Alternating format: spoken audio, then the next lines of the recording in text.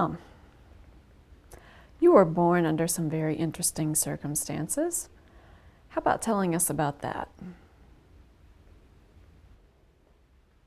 Well, I would back up to my grandparents. All my grandparents were born in 1889, which I think is kind of interesting. My In my lifetime, they all lived in Myrtle. So our whole family was in the same neck of the woods. My grandmother, my mother's mother, was widowed when she was about 36, and she had 5 children. My granddad had been a builder in Memphis, and he developed pneumonia and died. Well, Mama moved herself and the 5 kids back to Mississippi, and she bought 72 acres of land, and they lived on this farm. Mother was 9 or 10, I'm not sure. And she was next to the youngest and the only daughter. But my older uncles did the farming, and my grandmother was very self-sufficient. She made all their clothes, and she did lots of canning. She had a huge garden. Even in my lifetime, she had a big garden, but I'm sure it was even larger before.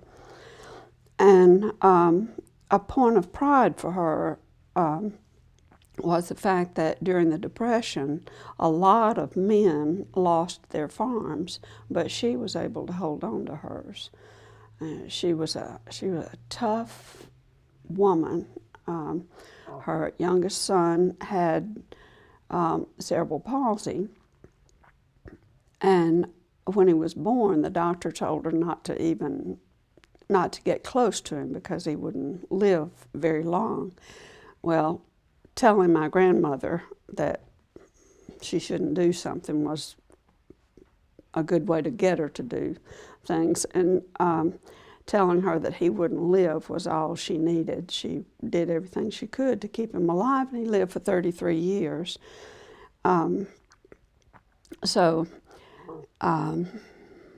Strong people on my Gatlin side of the family. My other grandparents lived about a mile and a half from my other grandmother, and they were totally different.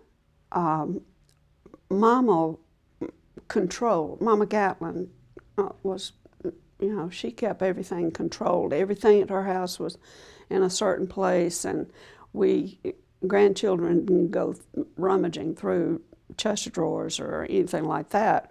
But at Mama Jernigan's, oh yeah, we could go through.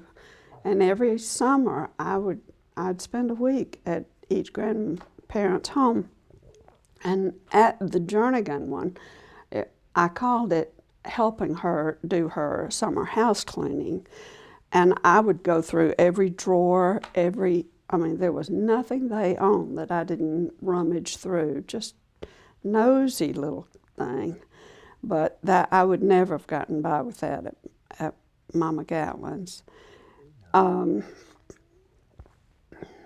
So that's,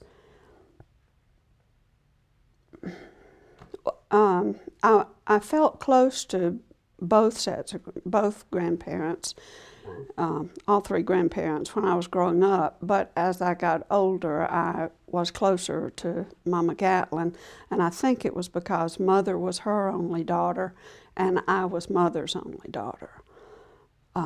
And after Mother died, then Mama and I seemed to form a bond that was stronger even than it had been before. Mother and Daddy married in 1938 and wanted children. And I didn't know until after Mother died. In fact, I didn't know this until right after you were born, that Mother had several miscarriages. I knew that she had a baby that was born dead in 1943, but I was her first live birth. And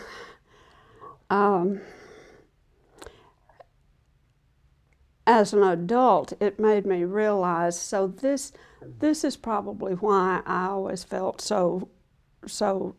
I really felt special. I had a really neat relationship with all my, especially my Gatlin grandparents, not grandparents, aunts, uncles, cousins, and one of my cousins, after I was grown, said, "You were spoiled rotten." Well, of course, I never thought about being spoiled rotten, but I guess if I came along in 1946, after they're going through all these years without children, then that may have had something to do with little nosy body being a little bit spoiled. And then, of course, after that, Lonnie was born in 48 and Ronnie was born in 51. My earliest memory, or one of my earliest memories, is one that I wonder if it's even a memory. I wonder if I've just been told this and remember. But my folks bought a house.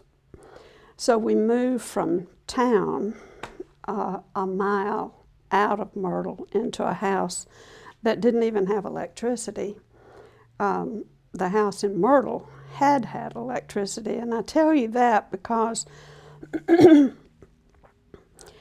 when we lived in Myrtle, Mother told Dad that she had seen this washing machine, yep, a refrigerator in a Montgomery Ward catalog. And she really would like to have a refrigerator. And Dad told her to get it. So she did. And then when they bought a house and we moved out to that house and had no electricity, we had no use for a refrigerator. So Mother and Daddy let my Uncle Mavin and Aunt Lucille have the refrigerator just to use until we got electricity, because we knew we'd be getting it at some point. And I don't know how long after that it was. I know the refrigerator was bought in before 1948. And I know that when we got electricity, Dad had just told my uncle that he wanted to come get the refrigerator. And Uncle Malvin said, "You know, we've kind of gotten used to that. We like having it. So why don't you just go up to Kurt's store," that was one of my uncles, "and just have him deliver it to your house." And so we got a new refrigerator and saved the hassle of the move. But the interesting thing to me about that is then in probably the 80s, Dad and I were visiting my Aunt Lucille, and it'd have to be after that because it was after Uncle Malvin died, and he died in 89. Anyhow, we were sitting in her living room, and you could see right into the kitchen, and Dad said to her, "Well, Lucille, that has been a good refrigerator, hadn't it?" And she said, "Yeah." And I'm thinking, oh yeah, it's the only refrigerator I remember them ever having. You know, it had a freezer that was this big that you could put 2 ice trays in. And Dad said, "Yeah, I remember when we bought that." And I had never heard that story before. So they'd had this one refrigerator since 1940 something. I thought that was kind of neat.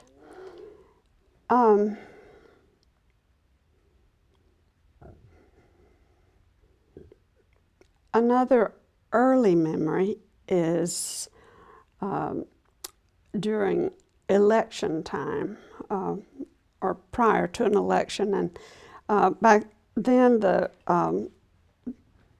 candidates would go door to door, and there was a man running for supervisor. And I'm told that I was about 4 years old when this happened.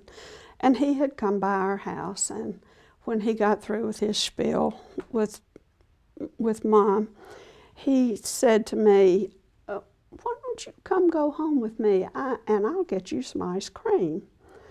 And I asked Mother if I could go. And it's not like this is a strange man asking this. I mean, obviously in Myrtle, everybody knew everybody. But anyhow, I didn't get to go home with him.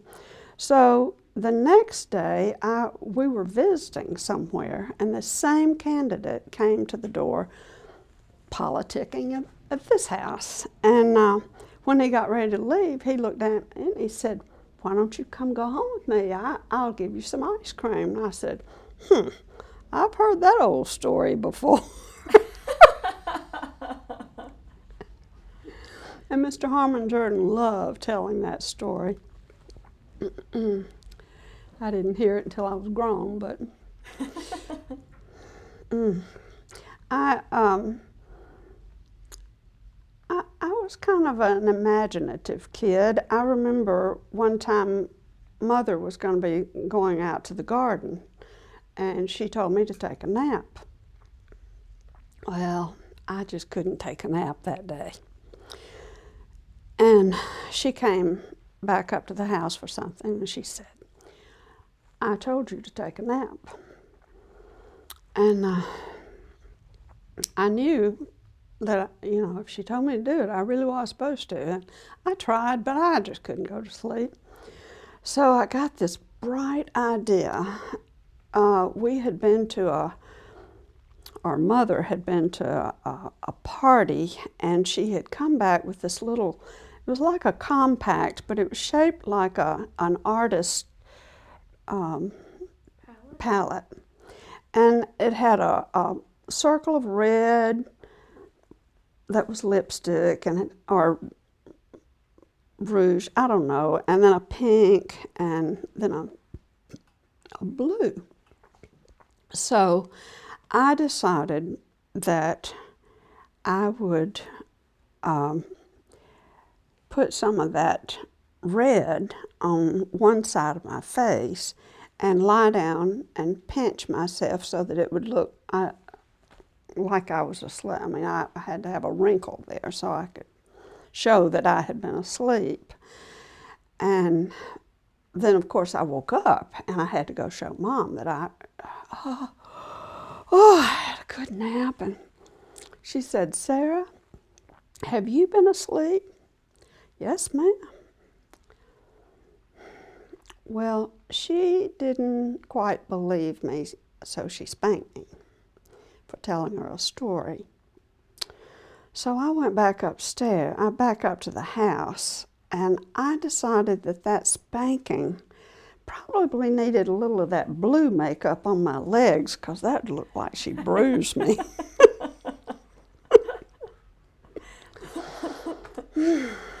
That one I remember. I also remember. That's not your only story about your mom spanking you. No, it isn't. We had a peach tree out in the backyard, and peach tree limbs, as we called them, switches were her weapon of choice when it came to spankings. And I don't know what I had done. I don't remember that part of it, of course, but part of my punishment was to go out and get myself a switch, get her a switch. So I walked out in the backyard, and I don't know why, but for some reason I thought, I think I'll get her a little switch, and I think I'll get me a bigger switch for her. So I went in the house, and I do remember that she was trying to keep from laughing. And she said, okay, you get the first lick. And so I hit her with my switch, and then she'd switch me, and I'd switch her, and she'd switch me. And she let me do that about 3 times, and then she took my switch and hers, and wore me out. I never did spank Mom anymore.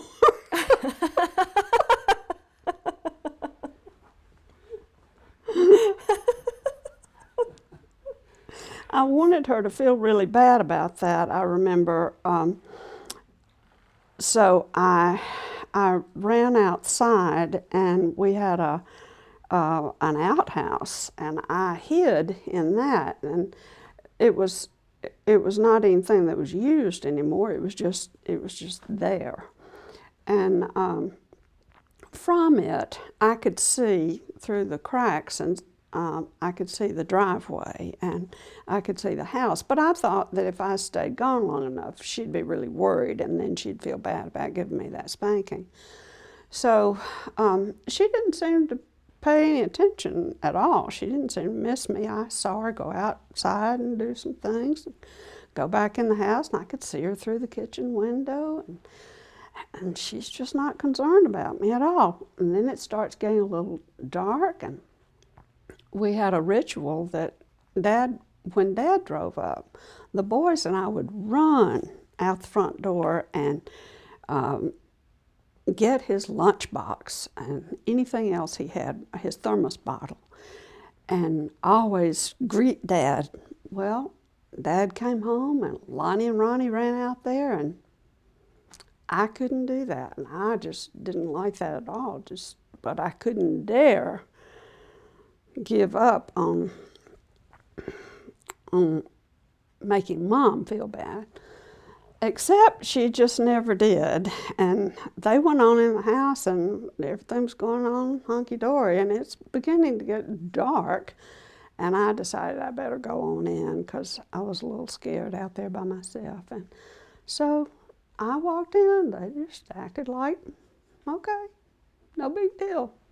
It backfired completely.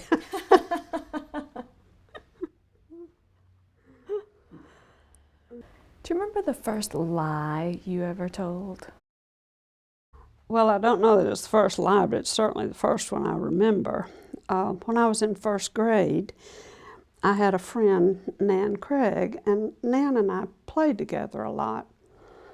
We didn't live close, but we were in the same class, and I'd go to her house a lot. And so I was over one day and playing, and what happened a lot of times was the Craigs lived on the highway, and my folks always went to New Albany. We went to town on Saturdays.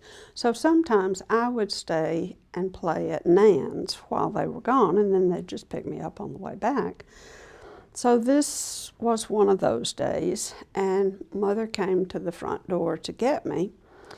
And well, I shouldn't tell that part first. I should tell that Nan and I were playing some music, and we were dancing in the living room. And Mrs. Craig walked through, and she said, "Oh, Sarah, you just dance so well." And I said, "Yes, ma'am, I take dance lessons." Yeah, right. And she said, "Oh, I didn't know you took dance lessons. Where do you take them?"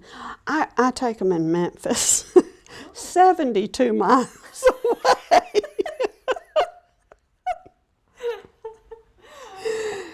And I knew the name of the dance teacher, and oh yeah, I was really big into this dance class. And so somehow Miss Craig kept a straight face, and when Mom came to pick me up, she said to her, "Sarah tells me that she's taking dance classes." And Mom said, "She did?" And Miss Craig said, "Yes, and I've been wanting Nan to take lessons, and I was wondering if we might be able to get them in the same class, and I could drive one week and you could drive the next." I know Miss Craig I know that was all for my benefit. There's no way they were driving to Memphis dance lessons, but oh, I was really concerned about that one. So yeah, that's the first lie that really stuck with me. You had a sand pile, as I recall. Yes. Every summer, well, we had this wonderful sand pile, and I feel like children today kind of get gypped because they just get, at our house, they just get a turtle full of sand, which isn't very much. But at our house, we had a huge sand pile under an oak tree.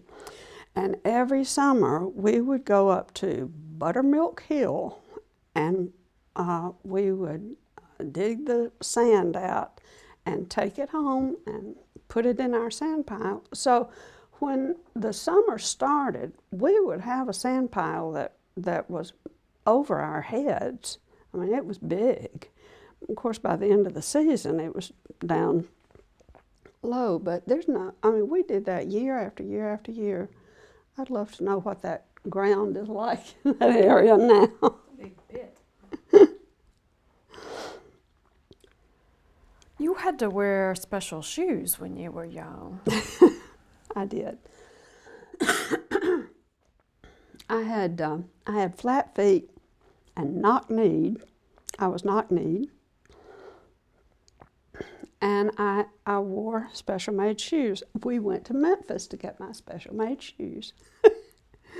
And I hated those things. They were ugly, and they laced all the way up my ankle up high.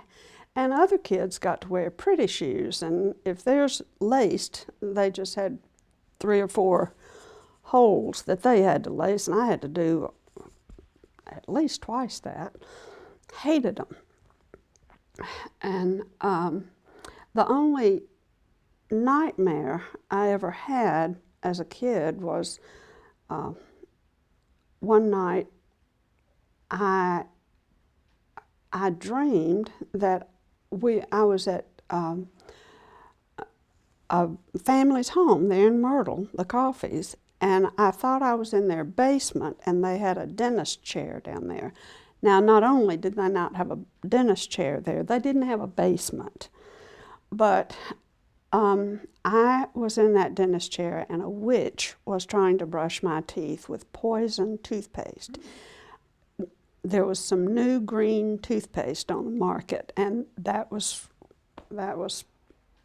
people were not using that because that was poison. But in my dream, that was the nightmare, and I don't know how, I don't know whether I hollered out, I don't know what I did, but I heard Mother say, "Sarah, come get in the bed with us." And I sat up, and I was ready to get in the bed. Their bedroom was just next door to mine.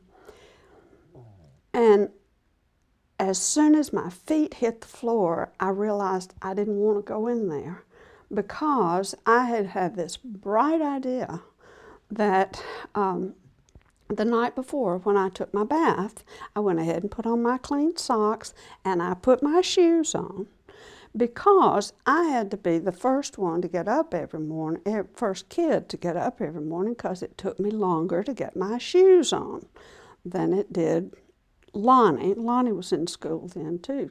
Good Lord, I must have been 3rd grade. Anyhow, I had that novel idea of sleeping in my shoes so I could sleep in the next morning.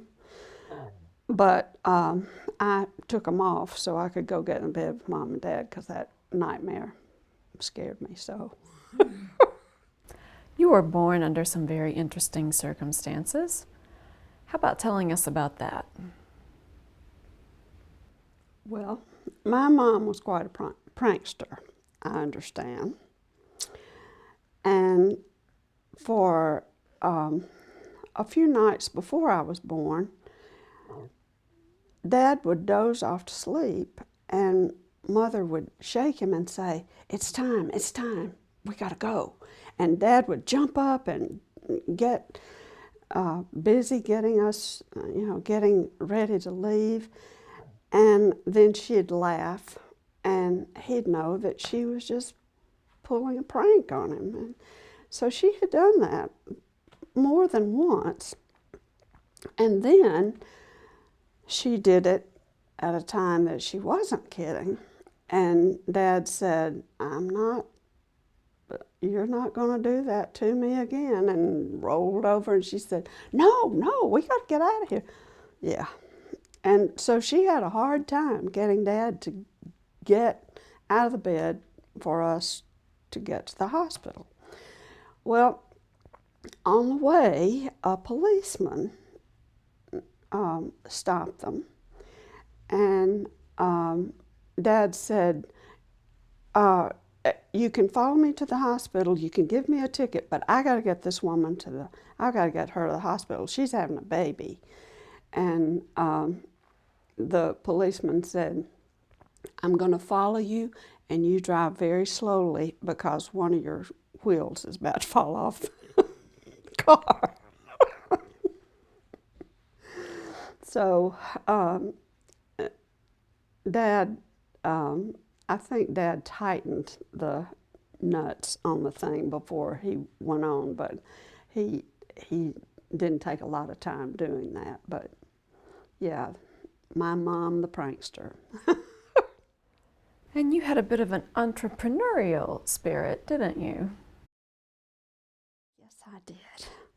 When we bought our house, we lived in the country, and we had a neighbor right across the road, but our other neighbors were a little farther away. We didn't have anybody that was really close, and we didn't have any children. We didn't play with anybody. There was no such thing as going next door to play with the kids.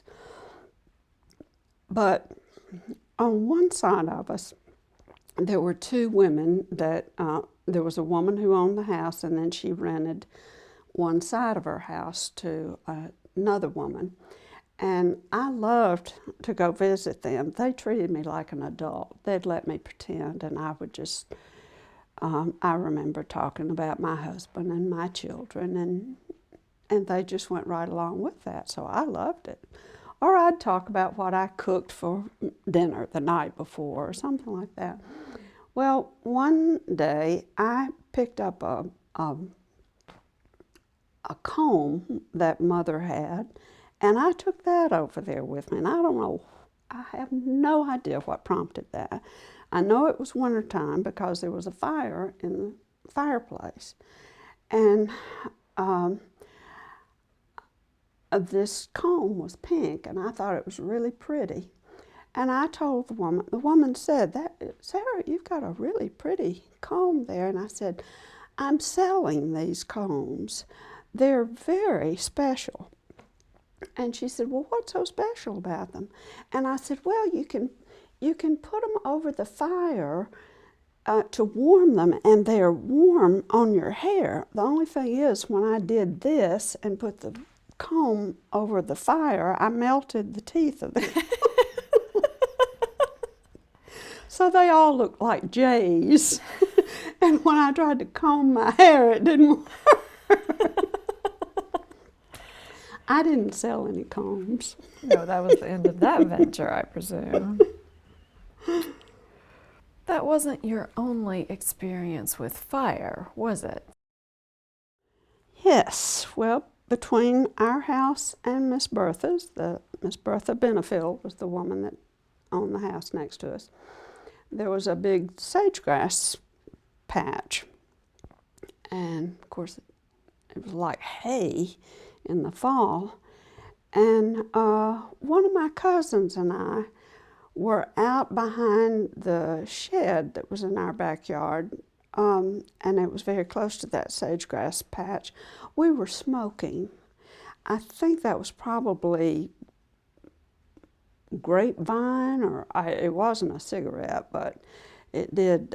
We did have matches, and we set the sagebrush patch on fire. We cleared that whole thing. And how was it that you entertained the neighbors? Oh, yeah. The Prathers that lived across the street from us were an older couple. They were probably in their oh, who knows, they may have only been in their 60s, but I thought they were ancient. They might have been in their 70s. But they would sit out on their front porch in the evenings in the summertime. And I had a little music box that had a little strap, and I could just turn this little thing on it and it played music. So I would stand on our side of the road and play music for them. But if they were in conversation and not paying any attention to me, I would sing to them because I could do that louder. Yes. And so if I was lucky, they'd clap. And if I were not lucky, then I'd just go over to their house and sit on the porch with them. I'm through with that entertaining stuff. You had some help in your household growing up, didn't you? Mm-hmm. Yes. Her name was Maddie Dozier. And Maddie helped, she did washing and ironing and a little house cleaning. But she was at our house every week.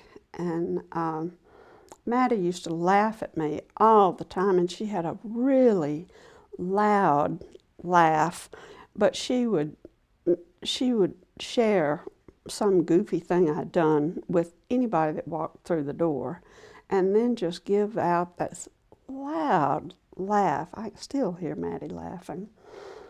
But I loved her. She was really good to me. In fact, one time it came to my attention that neither of my parents had lips. They just had straight lines, both of them, just not much lip at all. And here I was with these big lips. And the only other person I knew that had big lips like that was Maddie. So I wondered if Maddie was my real mother. Mm-hmm. So I had that conversation with my mother one day and asked her if I was adopted. And she said, "Why on earth would you ask if you're adopted?" I said, "Well, I just know that Daddy doesn't have any lips. When he closes his mouth, you don't even see them. And you don't have very big lips. Look at mine. I thought maybe I was Maddie's." And she said, "Well, I am your mother, but don't ask your daddy." Which meant nothing to me at that time, but for some reason that stuck with me. And then when I got old enough for it to mean something, I really laughed about it a lot. Well, I don't think Maddie was your daddy. I'm sure she wasn't. Did you really know Ms. Willie Nelson? Oh, I knew Willie Nelson long ago. Actually, the neighbors on the other side of us were a little farther away than Miss Bertha. But at that house, there were two sisters, and they were both older women too. And it was Miss Willie and Miss Bessie Nelson, and they were very good for my imagination too. I could do the same thing with them that I could do with Miss Bertha. I just go talk about my children and, whatever. They'd just play right into that. But it only occurred to me recently that I knew Willie Nelson before Willie Nelson was a household name. Tell me about the weeks you spent with your grandparents in the summers. Yes, and we probably didn't live 3 miles from them, but every summer I would spend 1 week at Mama Gatlin's and 1 week at Mama Jernigan's. And like I told you earlier, I had to help Mama with her summer house cleaning. One memory I have of being at Mama and Papa's in the summertime, involves a cousin who's a few years older than I am, and she lived with Mama and Papa for several years. And I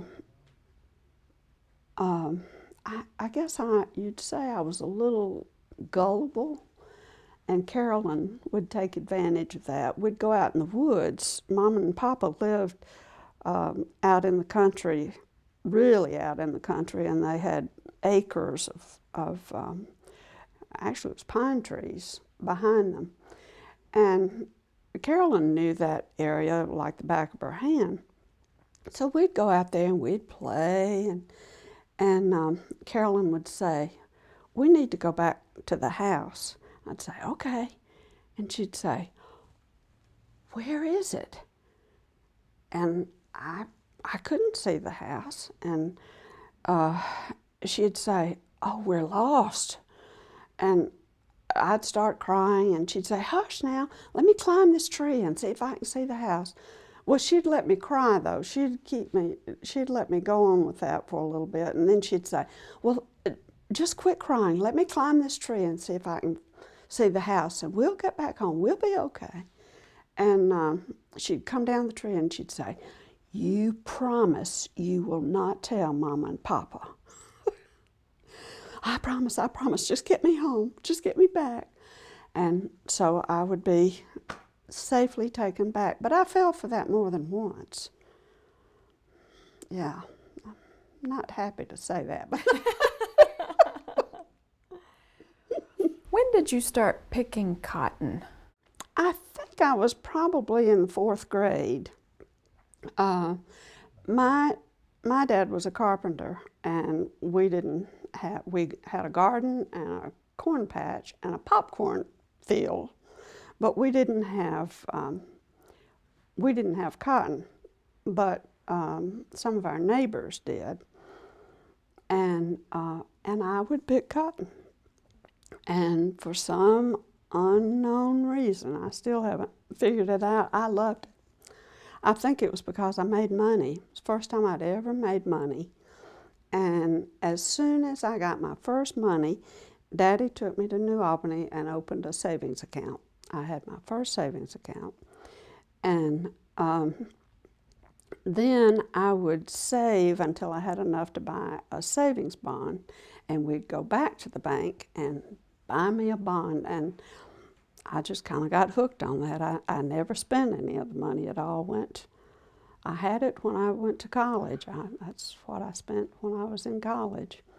But, when I started out, I was just a kid picking cotton. But by the time I was in 6th grade or so, I was really, I picked a lot. And I don't know whether I quit picking when I was about 8th grade, but I was picking 200 pounds a day. And when I would pick on Saturdays, I would set a goal for 100 pounds.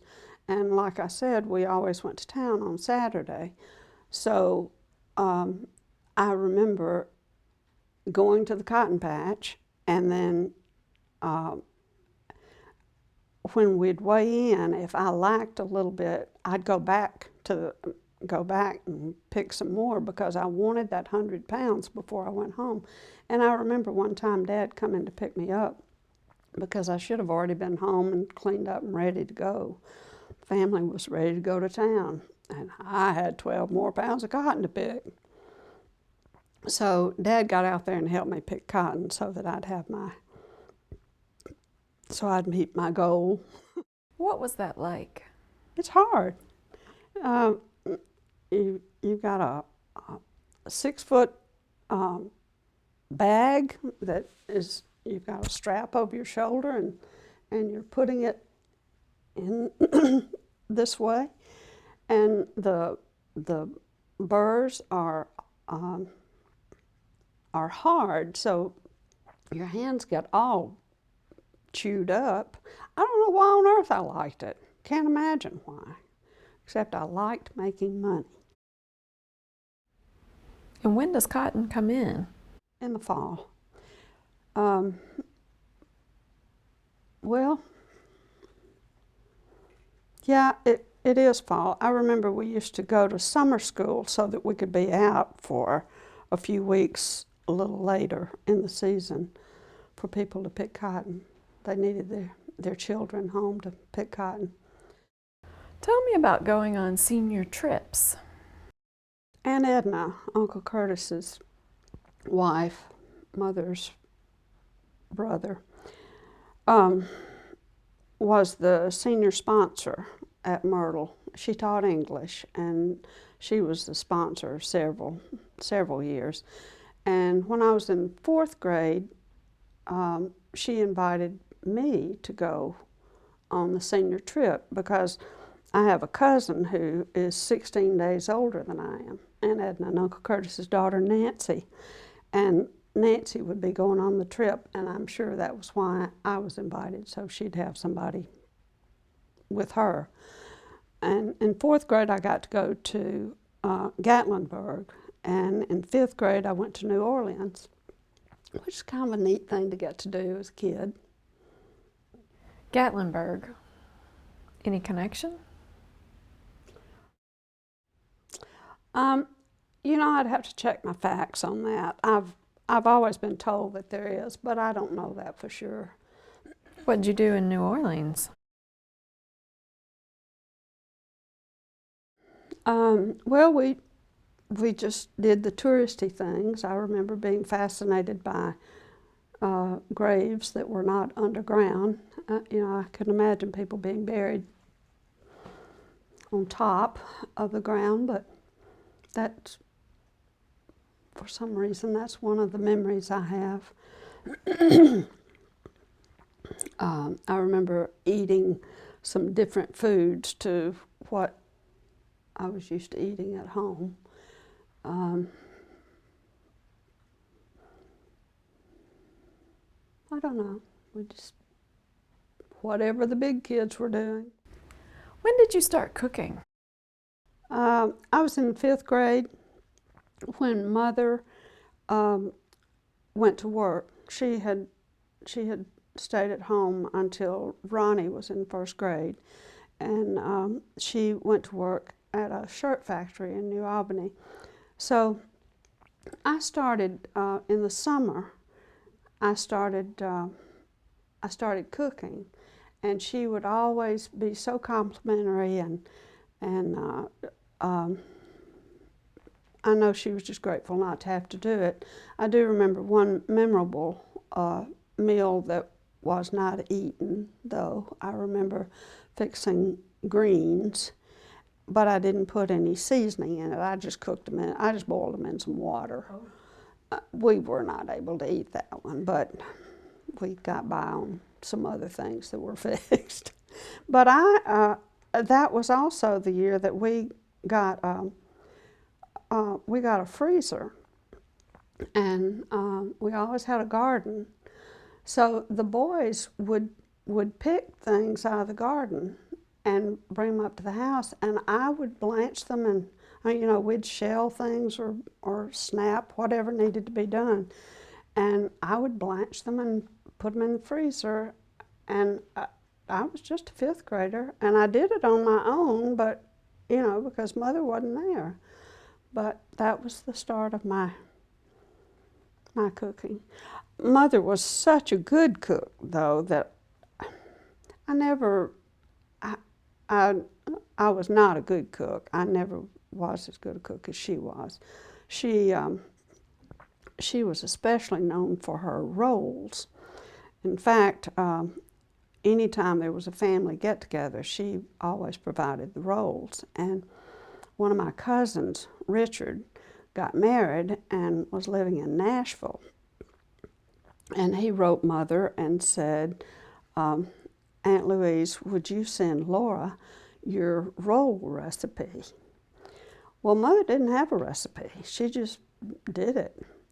So the next time she made rolls, she tried to pay a little more attention to how much of each ingredient she used, and she wrote that down and sent it to Laura. And shortly after that, she got another letter from Richard, and he said, Dear Aunt Louise, I wanted the recipe for your rolls, not your bricks.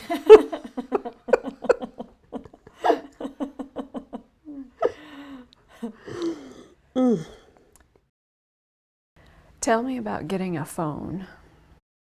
It was about that same time, about 5th grade or 6th maybe. I'm not real sure. But it was the kind that had a box on the wall, and then we had an actual black telephone, but it didn't have a dial on it. There was no dial on it at all, but that box on the wall had a I don't even know what you call it, but something that you'd turn, and you would get the operator. And when she would answer, then she would connect you. You'd tell her who you were calling, and she'd connect you. She was the daughter of Miss Bertha, our next door neighbor. The operator's name was Miss Mary Grisham, and Nan, my classmate, and I talked on the phone a lot. By the way, our phone number, I still remember, was 233, and hers was R4. R4? Mm-hmm. But we didn't use numbers. We just used Miss Mary. And there were times when Miss Mary would get on the phone and she'd say, "Sarah Lane, you and Nan need to hang up now." "Yes, ma'am." And we'd hang up.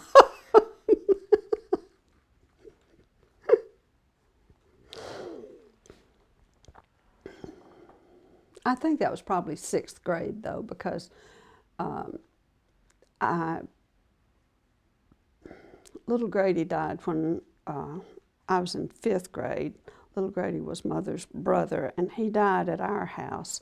And I remember we had to go into town to make phone calls about his death. So it was probably 6th grade. When you got the phone? Mm-hmm. Big stuff. You have always wanted to be a writer. I did. Aunt Edna was my teacher that year, and we had to write a short story. And I just wrote a short story. I mean, I just came up with this story, and I wrote it. And I don't remember anything about it except I remember describing a sweater that the girl was wearing at one time in the story. But Aunt Edna went to Mother and asked her if I had copied that from somewhere. I didn't know that at the time, but that was a pretty high compliment. I did know that she read it to her 11th and 12th grade classes. But no, it was my very own. Wanted to be a writer for a long time. That's it. That's right. And you got into music around that time too, didn't you? Sam Cooke? Oh, well, it's so hard for me to believe that when I was in the 9th grade, my parents let me do this. But some kids who were probably juniors in high school invited me along on a little trip to Memphis one night to hear Sam Cooke.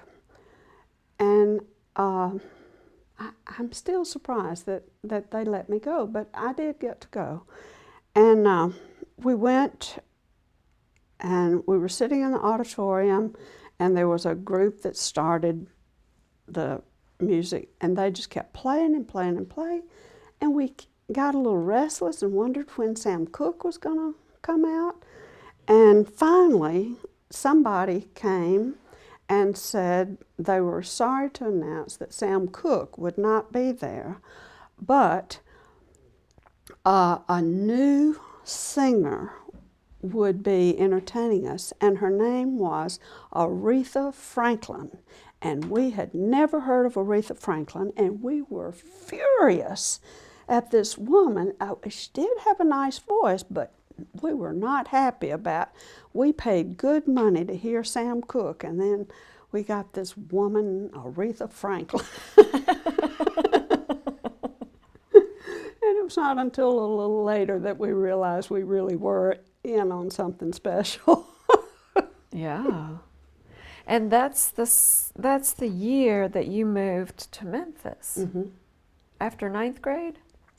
Mm-hmm. Yeah. I always felt, I've always felt like I've lived a blessed life, and that was part of it. I think living in a small town for like 14, 15 years, 14 anyhow, there's something really special about that. You know everybody, they know you. If you need anything, you know who's going to help you with it, or if you can help, you know. It was just a good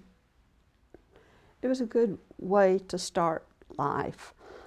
And I loved it. I loved Myrtle. But Dad had been wounded in World War II, and he really didn't need to be climbing ladders and getting up on roofs, and he just needed a little different line of work. And so he got a job at VA hospital in Memphis, and we moved. And so it was like I'd started out in this little place and then moved to the big city. And as far as I was concerned, Memphis was a big city. But I loved Memphis. I loved Oak Haven. The school I went to, even that was kind of a neat blessing. When we moved, the day that we moved, I met the girl that lived next door to us. And she was a year older than I.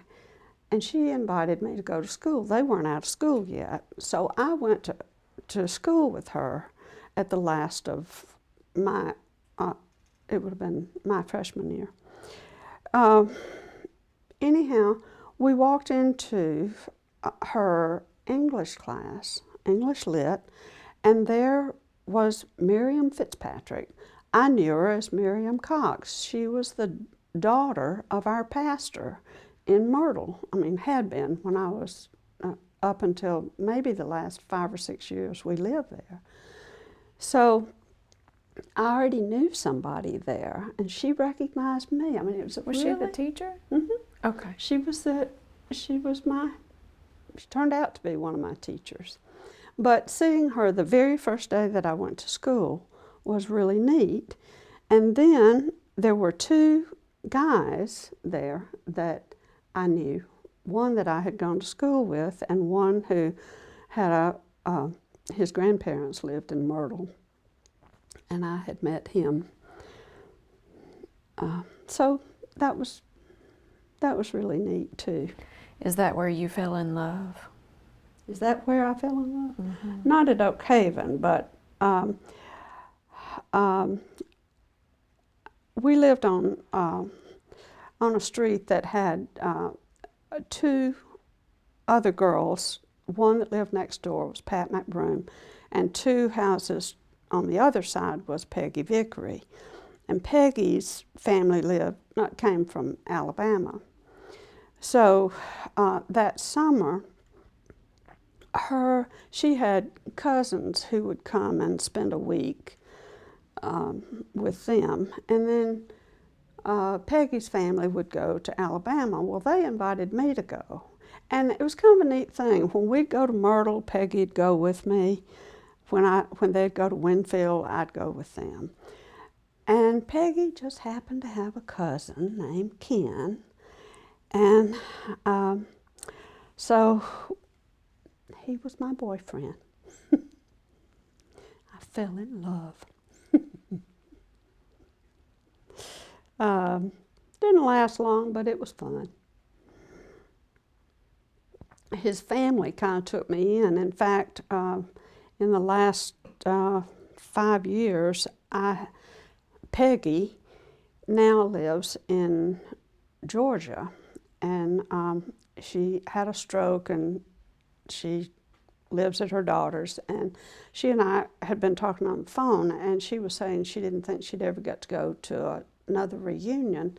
And I was telling her about my reunion, and So when hers came up, I called her and asked her if she'd like to go, that I would take her. So I really wasn't sure what I was getting into because I didn't know how much help she was going to need. But she was excited about going, and her daughter thought that she could make the trip. So we left and we drove to Winfield and spent the night there. And one of her aunts came over and she said, "Sara, I want you to know that I just took your picture off the mantle a short time ago." I mean, it was like just weeks before. And I hadn't been there since I was 16 years old, and yet my picture had been up on their mantle. And the reason she took it down was her husband died, and one of her grandchildren was looking at these pictures and said, "Mama, is this one of Papa's old girlfriends?" So she didn't want her grandchild thinking like that, so she took my picture down. But I thought it was pretty amazing that that picture stayed up there for 40 years. Not that long, but 30 anyhow. Any stories you want to tell about your mom or your dad, your brothers, when you were young? Well, I was just very blessed to have the mom and dad I had. Daddy, Dad had a really deep sense of family. And I don't mean Lonnie, Ronnie, Sarah, Louise, and Grady. It was his whole family. It was nothing unusual at all for him to just say, "Let's go visit Uncle John and Aunt Belle." They lived in Blue Mountain, several miles away. And these were his aunts and uncles. I mean, they were older people. To me, they were ancient. And I don't really know a lot of people my age who knew their great aunts and uncles like we knew ours, but we did because Dad took us to see them all the time, and we didn't think anything of it. We didn't realize that everybody didn't do the same thing. I was grown before I realized that I had some cousins that didn't even know these aunts and uncles, and they lived as close to them as we did. And Dad was big on if anybody was in the hospital, we'd all go visit. We'd go to the hospital and visit. You know, that was done back then. It's not even a smart thing to do, but it was what we did back then. And nursing homes, I went to nursing homes. I visited elderly people all my life. Even funerals. I don't even remember the first funeral I went to. I just grew up being, you know, if somebody in Myrtle died, you can be assured the Jernigan crew was there. Daddy was a hard worker. He didn't hunt. He couldn't walk on uneven terrain very well. So after the war, he never hunted. And I don't really remember a lot of activities that we did together. As a family, we did everything together, but I mean, we didn't play ball together or fish or whatever. They'd take us swimming. Dad and Mother would both be there watching us.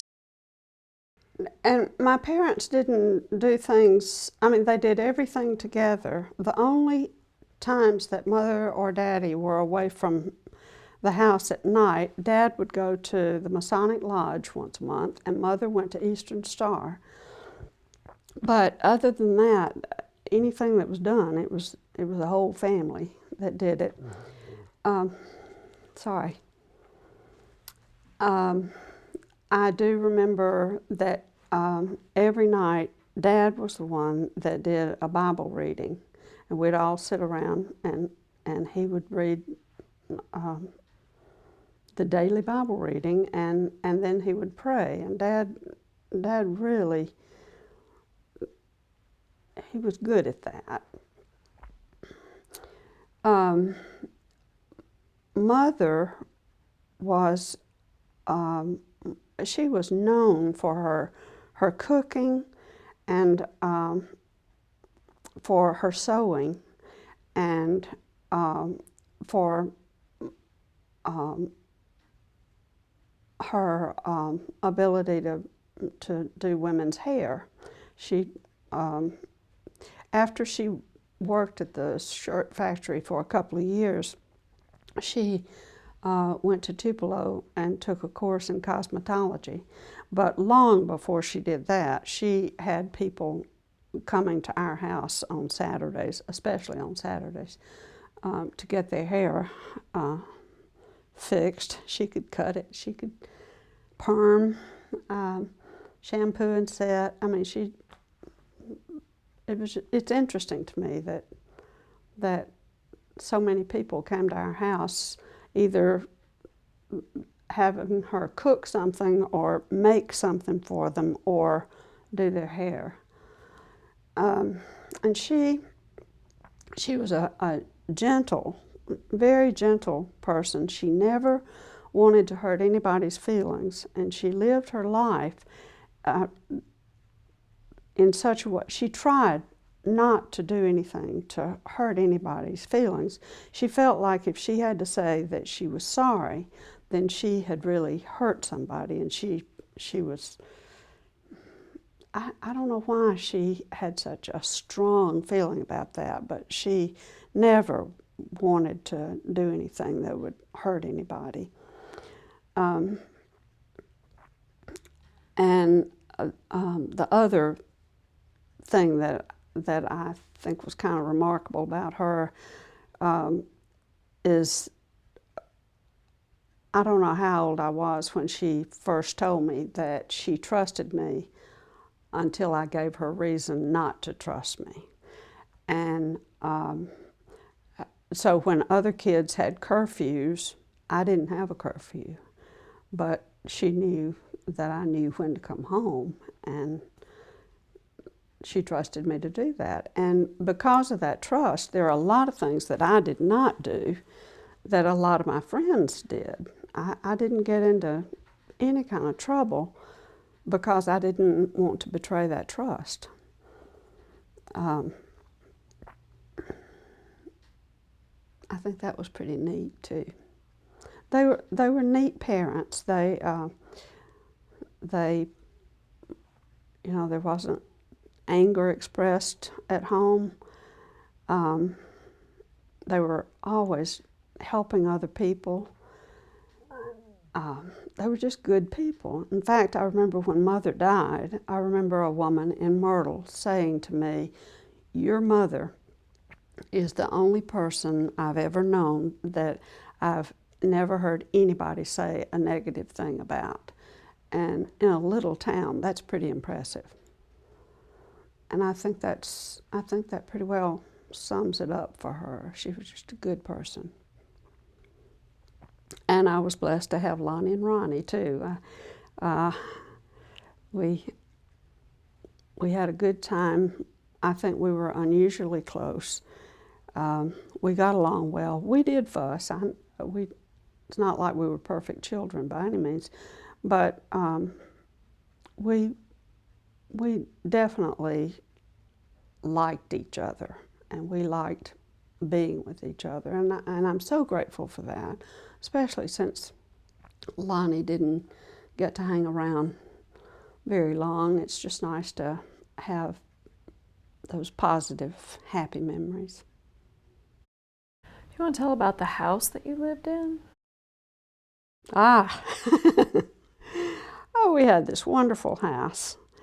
I don't know when that was built, probably in the 40s. It had 2 rooms on the front, 2 middle rooms, and 2 back rooms. No hallway. So at some point, well, at one time it wasn't 6 rooms, it was 5, but the back porch was taken in and a bathroom was added. So on the front of the house, there was a porch that went across the entire front. Then when you walked in the front door was the living room, and to the left of that was my bedroom. And straight ahead was Mother and Daddy's bedroom. And to the right was Lonnie and Ronnie's bedroom.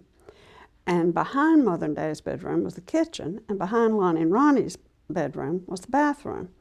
So for me to go to the bathroom at night, I went from my bedroom to the living room to Mother and Daddy's bedroom to Ronnie and Lonnie's bedroom and back to the bathroom.